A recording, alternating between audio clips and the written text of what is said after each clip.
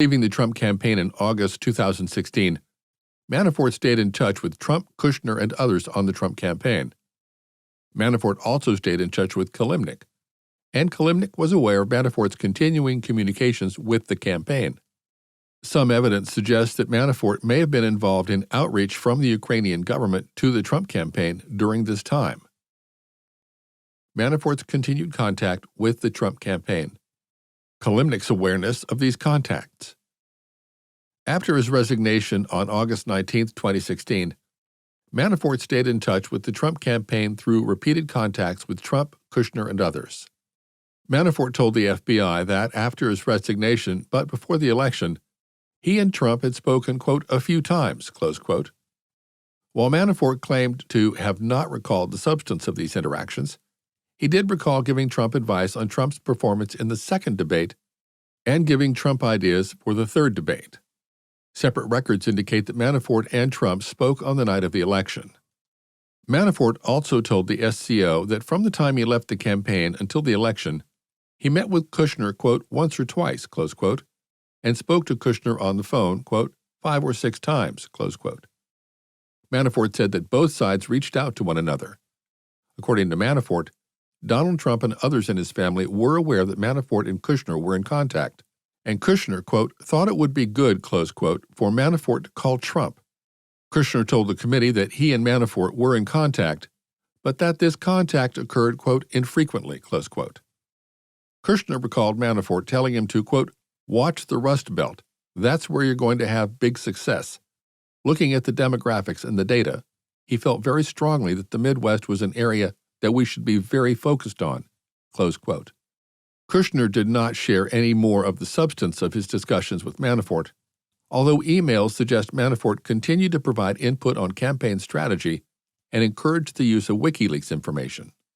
For instance, on October 21, 2016, Manafort sent Kushner an email with an attached memorandum that provided strategy guidance recommending that the campaign should depict Clinton, quote, as the failed and corrupt champion of the establishment, close quote, because, quote, WikiLeaks provides the Trump campaign the ability to make the case in a very credible way by using the words of Clinton, its campaign officials, and DNC members, close quote. On November 5, 2016, Manafort sent a document entitled, quote, Securing the Victory, close quote, to at least Trump, Kushner, and Reince Priebus. The document predicted a Trump victory in the election just days away. In the 2-page memorandum, Manafort counseled that the Trump team must prepare the public and media for this result or else face rejection and backlash. Footnote 547. Email, Priebus to Bannon, November 5, 2016. Manafort, 9/13/2018. While Manafort recalled in his interview with the SCO that he sent the memorandum to Trump's executive assistant, the Trump organization did not produce any such document as part of the committee's request. Because of other known deficiencies in the Trump organization's document responses, the committee does not draw the conclusion that no document was sent.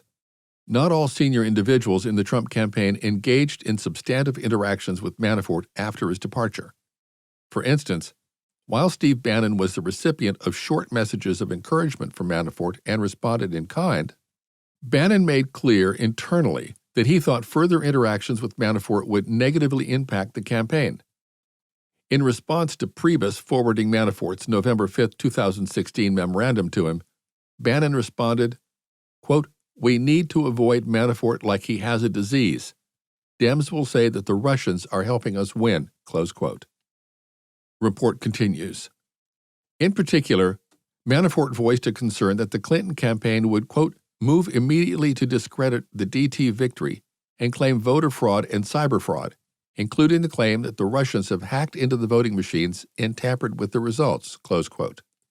Manafort told the SCO that he had, quote, no information, close quote, that Russia hacked voting machines. For a full accounting of Russian cyber activities against U.S. electoral infrastructure, including the penetration of a state at this time, see Volume 1.